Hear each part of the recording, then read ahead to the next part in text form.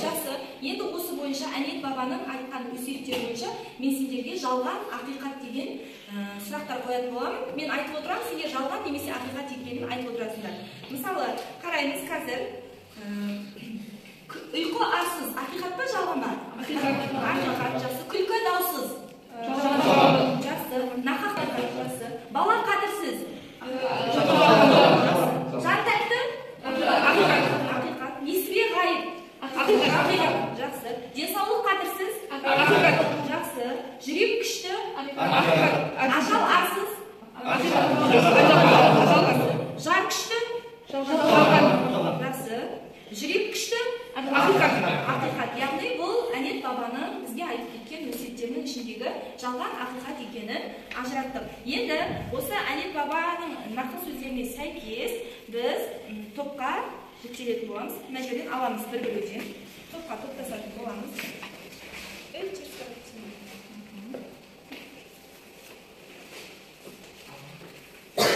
Барлығына жетті ой? Жақсы кәдімгі.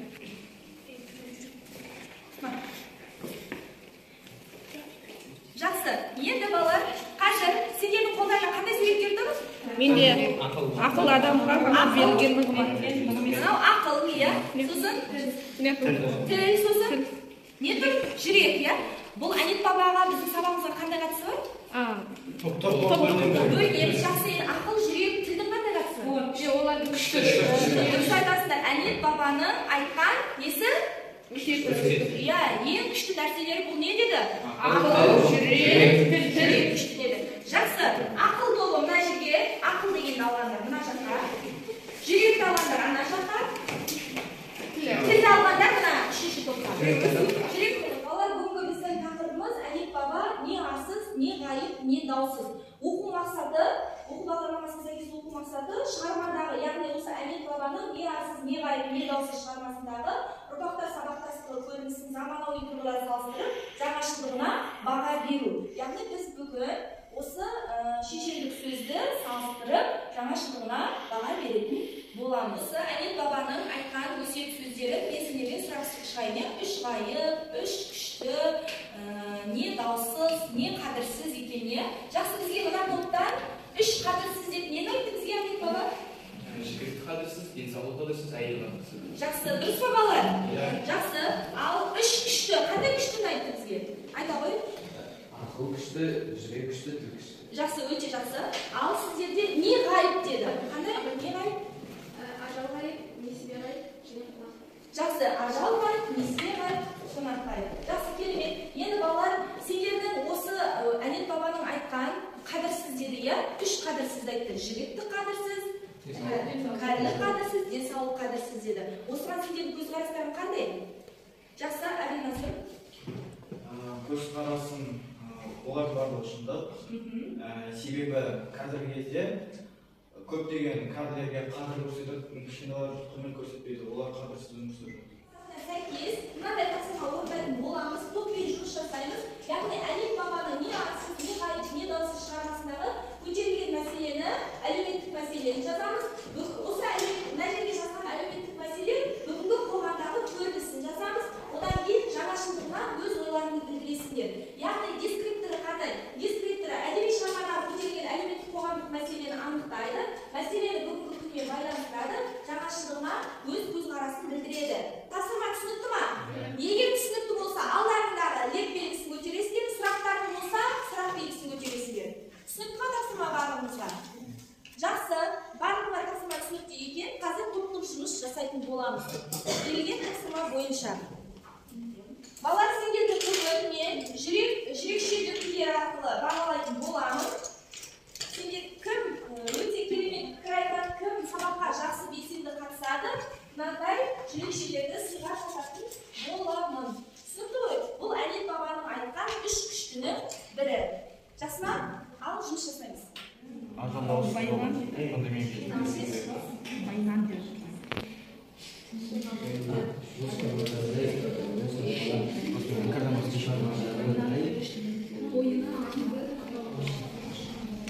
Bu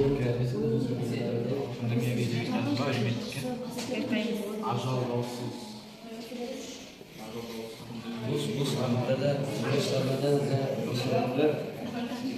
yok, burungi zamanda da, qadimgi zamanda da adamlar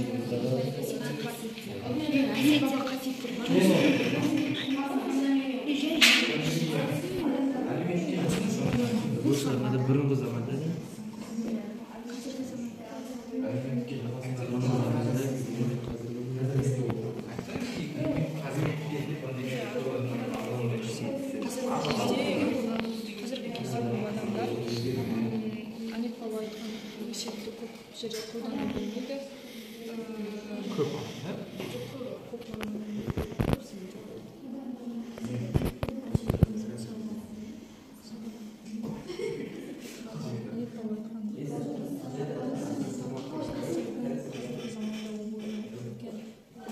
Балалар дайынбыздар? Жақсы, дайын болса, онда мына бірінші топтан бастап шығып, тақтаға шығып салдайық, иә? Жақсы, келе онда.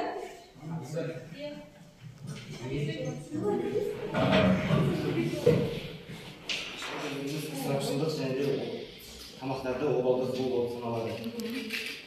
Барынша біз тамақтарды обалды және де ысырапшылдыққа жол бермеуіміз керек.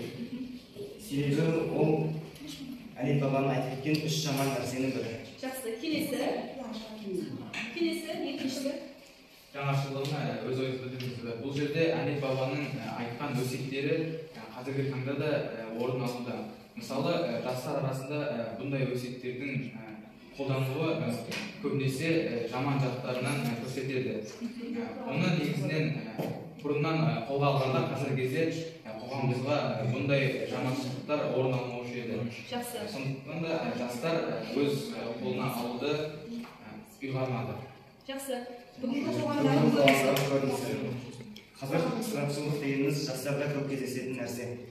Жастарымыз әр нәрсенің байыбына жете білмей іс-әрекет жасайды. Әр нәрсенің басында ойланып жасауымыз керек. Ысырапшылдық жасамас бұрын оның артынан не болатынын ойлауымыз керек. Себебі бізде тоқшылық болса, қалған елдерде де ашаршылық, басқа да заттар болып жатуы мүмкін. Жақсы, келсеңіз балалар. Жақсы, онда құрмет көрсетеміз. Жақсы, келген. Ана жерге жұмыстарды іліп қойсаңдар болады, тақтаға. Келесі мәселеміз әлеуметтік мәселеге 3 қадірсізді алдық. Қазіргі таңда 3 қадірсіздік ол жігіттік қадірсіздік және денсаулық қадірсіздік. Мысалға алатын болсақ, жігіттік қадірсіздік қазіргі таңда өте көп орын алып жатыр. Ал денсаулықтың қадірін біз жас кезімізде білмесек, қартайғанда ол қадірсіздіктің орын алуы мүмкін. Бүгінгі қоғамдағы көрінісі қазіргі таңда Әнет бабаның айтқан 3 қадірсіздік орын алуда. Олардың бірі жігіттік қадірсіздік көп кездеседі. Бұл шығармада Әнет баба айтқан қазіргі заманда да, бұрынғы заманда да орын алып жатыр. Бұның барлығы осы 3 қадірсіз, 3 арсыздардың кесірінен болды. Көп адам өз арын жоғалтып бара жатыр. Және де адамдар өзіне қымбат заттардың қадірін білмейді. Жас уақытта өзіне қымбат заттардың қадірін бермейді. Және де 3 жаманға, яғни қан төгуге, мал алуға алып кете береді. Мысалы, пандемия кезінде көп адам ажал құшқан болатын. Бұл жерде ажалдың даусыз екені көрініп тұр. Бүгінгі қоғамдағы көрінісі қазіргі кезде көп адамның бойынан 3 арсызды көруге болады. Адамдар бір-бірімен араласуды қойды, бір-біріне еркіндік көрсетпейді, сыйластық танытпайды. Жаңашылдыққа біз ойлаймыз. Егер біз, яғни күндер өзімізді түсесек, яғни болашақтағы ұрпақ бұрынғыдай арын жоғалтпайтын еді. Қазіргі заманда адамдар өз арын жоғалтып бара жатыр. Біз өзімізді түсуіміз керек. Сонда жастар бізден үлгі алып, жақсы жаққа бет бұрады. Жаңағы тапсырмаға белсенді өте жақсы қатысқандықтан сендерге 3 кішінің бірі де не еді? Жүрек, яғни осындай жүрекшелерді сендерге сыйға тартатын боламыз. Яғни әр топтың мүшелеріне беретін боламыз. Яғни бұл жүрекшелер сабаққа белсенді қатысып отырғандарың үшін сыйға тартылады. Енді бізде балалар әрі қарай тағы бір тапсырма бар.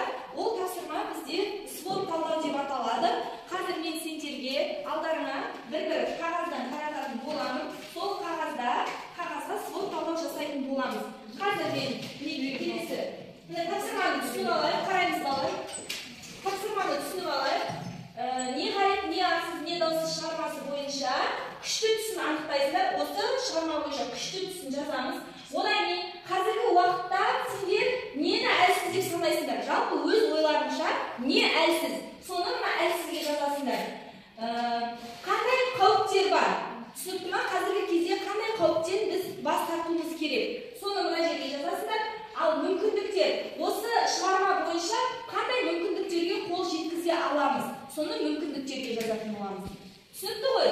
Дескриптор мына жерде тұр, яғни қауіптерді тіземіз, мүмкіндіктерді саралаймыз, күштіні анықтаймыз, және әлсізді естиміз, салыстырамыз. Түсінікті?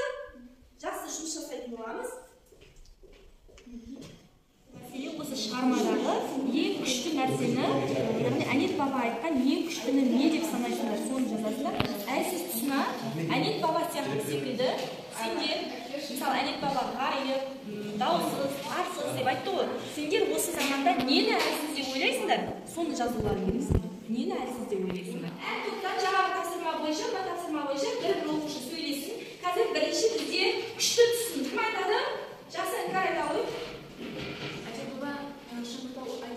Себебі бұл жаман қасиеттер адамдардың бойында да болады. Жақсы, келесі әлсіз тұсы Ерзат айта ғой. Бұл қоғамда отбасылықта алған тәрбие жақсы. Отбасыда алған тәрбие әлсіз орын. Мысалы, отбасыда тәрбиені дұрыс ала білмесең, сен қоғамда да адамдарға кедергі жасап, оларды сыйлау жағынан артта болуы мүмкін. Отбасыда алған тәрбие мен сыртта алған тәрбие екі бөлек. Отбасыда далада қоғамда өзінің қалай ұстау керек екенін бәрін үйретуі тиіс. Сонда ғана адам жеке дара тұлға болып өседі. Яғни тәрбие әлсіз болмауы керек. Жақсы, өте керемет. Жақсы, келесі бізде мүмкіндіктер. Айта ғой. Бұл шығармада біз Әнет баба айтқан үш жаманнан алшақ өмір сүруге мүмкіндіктер алдық.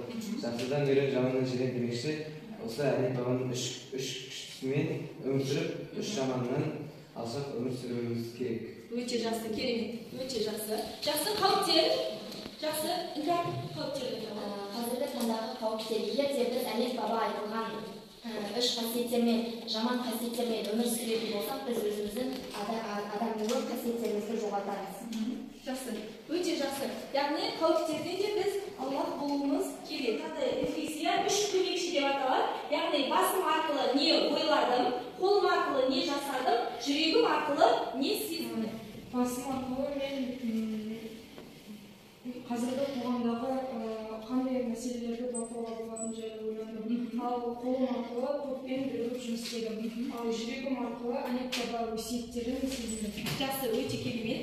Жақсы, келесі Ералы. Басым арқылы мен осы Әнет бабаның өсиеттерін көрсетеді қазіргі кездегі орнын жайлы ойладым. Қолым арқылы суат жаздық, жүрегім арқылы осы өсиеттердің қаншалықты маңызды екенін сезіндім. Жақсы, керемет. Әмірасым. Басым арқылы мен тапсырмаларды ойлап көмектесіп отырдым. Топта көмектесіп отырдым. Қолым арқылы мен деген қай жерге нені жазу керек екенін көрсетіп отырдым. Жүрегім арқылы қазіргі кездегі қоғамдағы және басқа адамдардың дүниелерде қандай қауіптер бар екенін сезіндім. Жақсы, өте керемет. Жақсы. Енді үй тапсырма осы Әнет бабаның не арсыз, не ғайып, не даусыз деген сұрақтарына сендер өз беттеріңше жауап жазып келесіңдер. Яғни сендер қазіргі кезде нені арсыз, нені даусыз және нені ғайып деп санайсыздар, сол нәрсеге жауап жазып келеміз.